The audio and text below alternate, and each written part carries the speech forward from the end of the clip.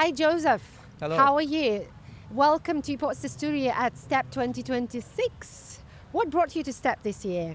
Well, to be honest, I decided one day after working with so many founders to set up a startup myself. Uh, What was your previous role at so, DM? Yeah. so I was a CFO of Augustus Media. They're the owners of Love in Dubai, Love in Saudi, Smash Right. TV. So they've got presence here as well. So I was working with them for about 8 years. From when it first started, we were just 4 people then. I was just me, Rich, and 2 others. And then it grew to a multi-million-dollar company. And then I realized, what if I step down from that role and start something myself, help other founders reach a multi-million-dollar threshold? And that's what I've done. 2 years ago, I decided to step down as a CFO, started my own consultancy, virtual CFO firm. And one thing led to another. I onboarded close to 30 startups throughout that 2 years. And it was amazing. I had the privilege to work with a lot of founders, and I realized that it's not about what their business is, it's the mindset of the founder himself. They're very momentum driven, they're very forward thinking. And what I realized that I used to bridge that gap when I was in the CFO. I used to be the middleman between the operations team, because I handled both finance and operations, and the founders. So I understood the founders' vision and I translated it into data, into things, into wording that my operations team would understand and execute faster. But then I realized after onboarding so many startups that they have that gap. And there are always conflict between their operations teams and the founder. Founders moving so fast to a point where the operations can't keep up. And by the time they do submit anything, the founder's already changed his mind because they lost the momentum, they lost the drive, something came up. So what I've realized is that what if I create a tool which bridges that gap? Interesting. And that's what Ledgers came out. I want to explore a little bit more. So Yeah. how, for example, so you've mentioned something interesting that, I mean, there's obviously a big gap between how fast founders think because of their passion, and probably because of them being really, really not spontaneous from a bad perspective, but spontaneous because they need to keep up with Exactly. ambition, with competition, with ideas, and ideas always come first. But then there's already something that is working, which we call a system, a company, let it be 5 people, let it be 10 people. So it's a little bit a system, right? Yeah. That cannot change overnight, right? Exactly. So how do you know, as someone who has been working in that sort of bridging that gap, how do you know that this big idea is now going to have an impact on the actual operating system, and probably not in a positive way? So when is that momentum? How do you identify that gap? So it's a very good question, to be honest. There isn't a product out there that's doing what I'm planning on doing. They've got fragments of my product. So this is more of an operating system and not just a tool. But eventually we're turning it into a community, and I'll explain that later. But it's going to be a trial and error. I'm going to be very honest, very frank. We've tried some bits of these fragments manually through Google Sheets, building dashboards, building decision-making scenarios, Yeah. but not to the extent of a SaaS company. So I can't be very clear more than saying that this could be a trial and error thing for the next 6 months. Yeah. And we're planning on onboarding a lot of startups from incubators, because at the moment we've joined 2 incubators, one in Lebanon and one in Dubai, to support us in getting into that startup ecosystem. Once we've achieved a good market feedback from these startups, the younger solo founders, then we can grow to the bigger startups, the VC-backed startups, and so forth. But it's going to be trial and error at the moment. But as somebody who knows exactly how founders thinking and how teams are struggling to catch up with this thinking, so how do you know that the big idea is helping a company, and how do you know that it stopped helping and started creating a chaos? So I'd say experience helped a lot. Yeah. And throughout these couple of years when I left that corporate world into a more founder-centric world, I realized that it's a common issue with founders, right? And to know if it's creating chaos or it's creating a solution is based on how you identify any decision or any idea could go either way. It's just the execution itself. Yeah. So that's what we're trying to create a proper execution to an idea. If I had the same idea as you did, right, we'd both execute it in a different way. Mine might go into chaos, yours might be successful. So what we're trying to bridge is not only the idea itself, is how the founder thinks and how he operates his business, so that that idea matches his mindset, his or her mindset obviously, and matches their business model, right? And through AI, we've been able to tackle that, right? I tackled that on a personal level because I understood the founders themselves. Can you give us a few examples of how, for example, like when you were actually bridging that gap as part of your role? So what, like, give us some specific example Sure. of how you were able to help. Okay, so I had a customer, a client of mine back when I was a fractional CFO, and they were operating a multi-million-dollar business, close to $50 million. They lost one major client. And the founder thought that, okay, one major client, which was 40-50% of the revenue, let's cut costs and continue moving forward. But the thing is, he didn't execute it in the right way.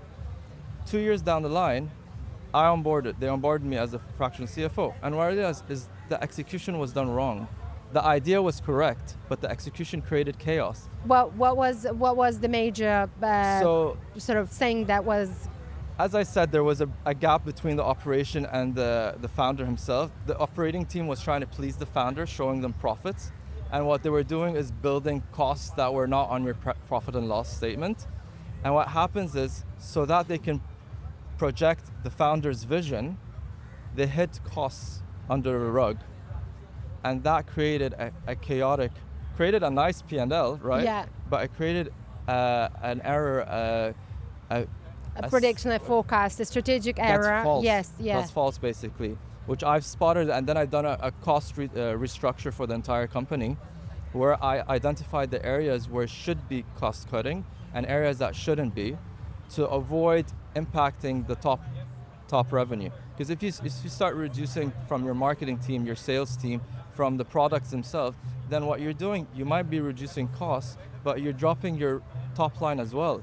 This is what you're nailing, actually. So cost cutting could be a good idea, but it's not a good idea to go and reduce your marketing, your product resource, because your actual core line is going to suffer, right? Exactly. So how did you restructure the costs then? Like, I mean, because probably it'll be an interesting observation and also solutions for many who are following that path by default. Like, let's cut the costs, right? It's more deep than just a top line thing. It's not a decision that, okay, don't cut your sales, because sometimes you do need to cut some of the sales to make it more efficient. Yeah. It's about digging deep into your numbers, digging deep into your foundation, digging deep into your staff, performance-wise. So you need to look at the picture not only numerically, but as a business. Yeah. That's the gap where I'm trying to bridge, is understanding the numbers themselves and understanding the founder's way of working, and trying to find a common ground where you achieve the founder's vision while keeping operations and keeping the business's core operating at a success. You don't want to reduce costs and then see a downhill after that. And I would probably think that at some point of time, when you actually started to get into your own business, you realized that that was key for turning the whole business into a different path, right? Say, and that could also help other founders to do the same, to analyze that. So let me ask you something. What happens to a team when a direction of the founder keeps changing fast? Well, I've faced that a lot, to be honest with you, and it creates confusion. Yeah. If you don't understand the founder themselves personally, it creates a lot of confusion, and the staff don't know if they should take that decision, take that action, whether they should pursue what they've been told today, and then 3 days later down the line, something else will come up. But to be honest, I noticed this now, that once I became a founder of a tech startups, my mindset also upgraded to a founder level. So I kept coming with new ideas day in, day out. But I'm more structured based on my financial background. So I don't go extremes. But at the same time, I understand that gap. I understand the employees that work for me and work for the companies that I've worked with. And what I've done is I try to smooth things over, especially with the teams that are directly into me. I tell them that, listen, this is a great idea, but let's find a way to implement it and not go drastic. How can we implement this idea smoothly within our operations without impacting the entire business overall? How do you define that this idea is great and this idea is probably not great, is not worth it? Is it purely personal feeling and intuition, or is it something that you analyze that this could be an interesting idea for the business? So by understanding the founder themselves, or what I understood is you need to be imaginative, just like a child. Yeah. Right? So when you talk to a child, their imagination goes extreme. And I try to do that same. What I do is, once you're talking to me about an idea, I'm already 5 years down the line. I already know what team to set up, how to set it up. While you're talking to me, that's what I'm constructing. But it's very difficult to have a mindset like that. And that's why what I realized is that creating a tool to reflect that for startup founders is a gap that doesn't exist. You need to try to understand the founder's vision and show him a roadmap 3 to 5 to 10 years down the line. Because if you tell me your idea right now, I'll tell you what it could be in 10 years. What could it be in 5 years? How your team would look like. Let's make an experiment. Okay, so for example, I would like on my YouTube channel to grow up to, let's say, 500,000 subscribers, let's say, and I want to attract up to 5 to 10 different brands to sponsor the episodes that I'm recording. But I'll have to ask you a few questions before Okay, please, we can always cut it off, right? So, how's your team at the moment? How big is your team? And what's your current followers? No, my followers are pretty slow. Yeah, but no, because I'm not consistent. I'm doing like a lazy podcast, but I'm about 12,000 on YouTube, about 5,000 on LinkedIn. Instagram is moving really slowly, but I'm also doing some back-end services, like I'm doing production for companies where I'm not a host, but I'm talking to you as a creator, from a creator point of view, when you are actually part of your own show. So that part I would like to increase, and I would like to grow in that part, but it's all about how you get that attention and how you turn that attention into a business later on. So yeah. How big is your team at the moment? My team is about I'd say 3 people. Okay. Apart from me, like 3.5.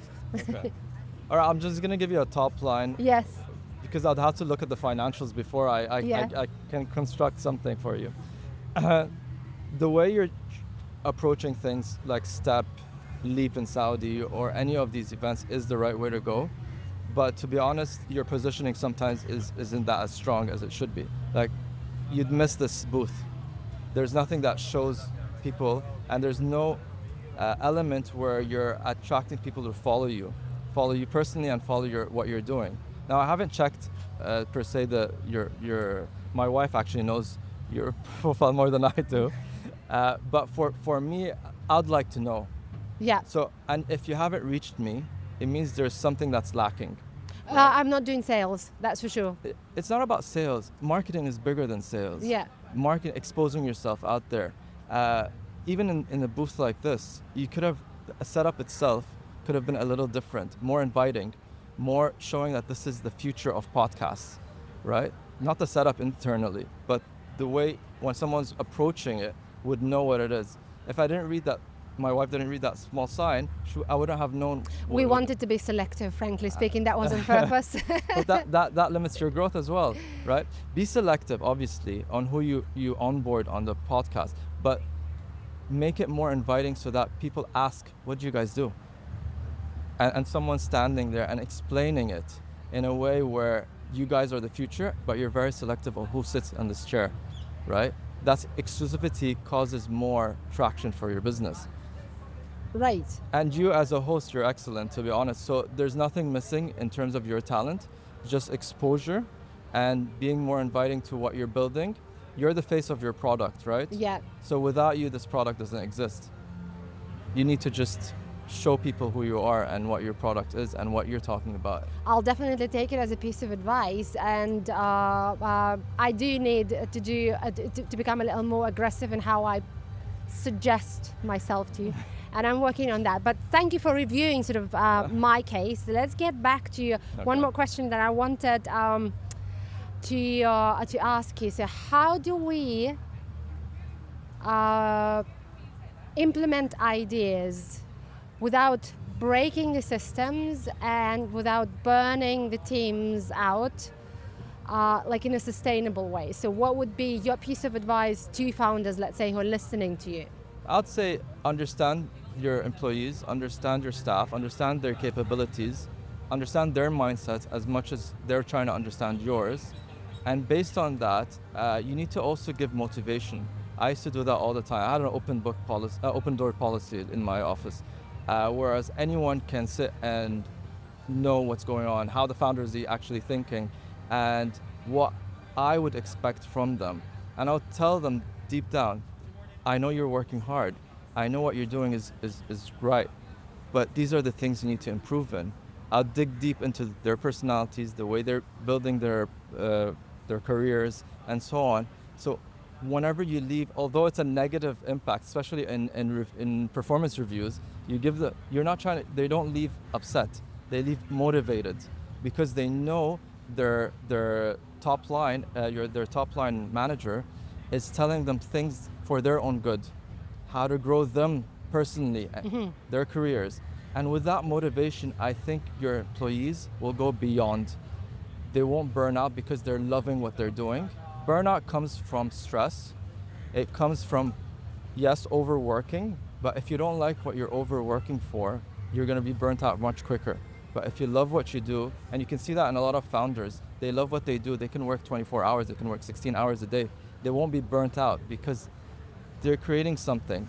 As humans, we're built to create, not built to just work as slavery. We're built to create. And if you feel that your career is being created day in, day out, whether you're an employee or a founder, that creates motivation, that creates momentum, that creates a positive and a successful vision for both the employees and the founder themselves. So it's more about the attitudes. To be able to grow a startup and to be able to be part of the startup, you need to have a special attitude. Yes. I guess that's what you're trying to say. And what are your expectations from today's date? Are you looking to meet people? Are you looking to listen to some interesting stories? I don't know, learn something new? So yesterday was more about ledgers and we had a booth here and we had pitching and so forth. But today's more networking. We're trying to be more casual. I've got a few interviews as well. So it's more on a casual level and talking to more founders, understanding whether what I'm trying to create works for them as well. And that's basically what we're trying to do today. I think everybody mentions that networking at Step is really great because I mean, some of the people, they grew together with Step. Yeah. I mean, Step is what, 12 plus years now? 14 years now. So some people actually started back in the days and they're still coming back here because this is a great ground for networking specifically. And so I wish you good luck with your startup. Thank you very much. Great gap identified, I think, and I hope you can help a lot of founders to take the right decisions. I do hope so. At the moment when they need to. Yeah. No, our objective is to create more successful founders. From my research, 80% of all startups fail within the first 5 years. and we're trying to change that. We would definitely need that in Dubai. Yeah. I mean, this system needs to mature, for sure.